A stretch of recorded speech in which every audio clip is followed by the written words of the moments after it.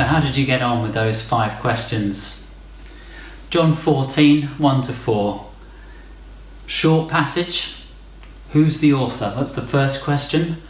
Well, the author's John. The clue's in the name of the book, so that's a straightforward question.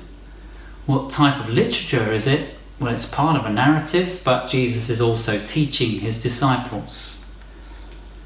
What is the original sense of the passage? Well, he's reassuring them, he's telling them not to be troubled, he's telling them, teaching them, really that he's going to die soon, but he's going to go and prepare a place for them in heaven. And so the theme is, if you like, reassurance. It's trying to give them a sense of peace, that all things are under control and that he's got this, that he's going ahead of them and they'll be able to join him ultimately in the place that he's preparing. And then what might the passage say to us today?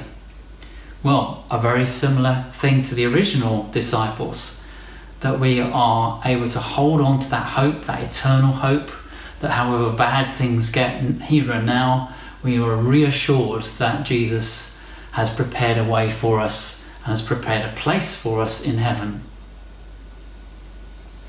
Now, when you read a passage like that, it's fairly straightforward, fairly obvious.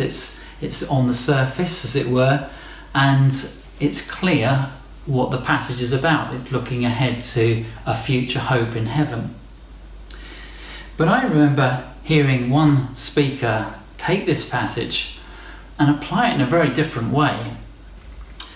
He talked about these many rooms that we have in our lives. In my Father's house are many rooms. And he talked about the rooms, he interpreted the rooms as parts of our lives which were closed off. So he was saying that, we keep some rooms closed off to God. We don't open the door and allow him in. We don't allow his lordship into those particular parts of our lives. And his whole message was pretty much around that kind of theme. And I was listening to this message thinking, but that isn't what it means. Surely you can't take the original message from Jesus to his disciples and make it fit that. I mean, it was a good message. He got a great response and people responded well to it and enjoyed it, but it was really the wrong passage for that message. And I thought actually that 2 Corinthians 3:18 would have been a better text for him to work from, which says, "And we who with unveiled faces all reflect the Lord's glory are being transformed into his likeness with ever-changing glory, which comes from the Lord, who is the Spirit."